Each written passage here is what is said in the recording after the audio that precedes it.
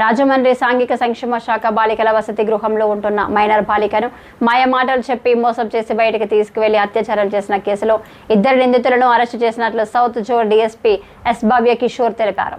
స్థానిక 2 town police స్టేషన్లో గురువారం జరిగిన మీడియా సమావేశంలో ఆమె ఈ కేసుకి సంబంధించిన వివరాలను వెల్లడించారు.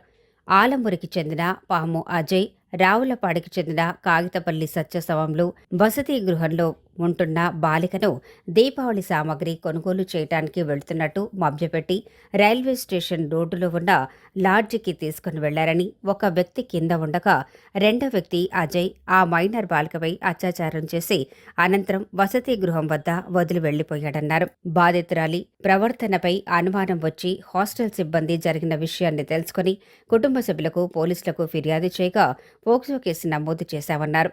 22వ తేదీ బుధవారం సాయంత్రం రైల్వే పార్సిల్ కార్యాలయం వద్ద అనుమానాస్పదంగా తిరుగుతున్న వారిని అరెస్ట్ చేసి కోర్టులో హాజరుపరచగా రిమాండ్ విధించారన్నారు.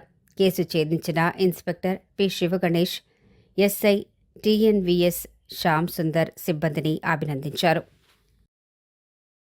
చెక్ చేయిస్తాం ఖచ్చితంగా, వాళ్ళతో మాట్లాడించి ఏంటి నిజంగా ఎందుకు వచ్చారని. మనకి రాజమండ్రిలో ఉన్న సాంఘిక సంక్షేమ శాఖ బాలికల వసతి గృహంలో ఉంటున్న ఒక మైనర్ అమ్మాయి తనకి ముందుగా పరిచయం ఉన్న అజయ్ అనే వ్యక్తితో ఆ రోజు సాయంత్రము తను బయటికి వెళ్ళింది. యాక్చువల్లీ దివాళీ కాబట్టి దివాళీ సామాగ్రి కొనుక్కోవడానికి వెళ్తే ఈ అజయ్ అనే వ్యక్తి తన స్నేహితుడితో వచ్చి మేము కొనిపిస్తాము సామాన్లని అమ్మాయికి చెప్పి మాయమాటలు చెప్పి తీసుకెళ్ళి అజయ్ అనే వ్యక్తి తనని రైల్వే స్టేషన్ దగ్గరలో ఉన్న శ్రీ గురు లాడ్జ్ అనే లాడ్జ్కి తీసుకొని వెళ్ళారు.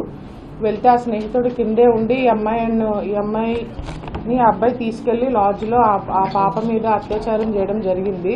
సో తర్వాత వాళ్ళ హాస్టల్ వార్డెన్ ఎవరైతే ఉన్నారో ఈ అమ్మాయి మళ్ళీ తిరిగి వచ్చాక ఆ పాపను చూసి ఏంటి అని అడగడం ద్వారా ఆ అమ్మాయి ఈ రకంగా లాడ్జ్లో జరిగిందని చెప్పడం ద్వారా మనకి స్టేషన్లో అనేది కంప్లైంట్ రిజిస్టర్ చేశాము.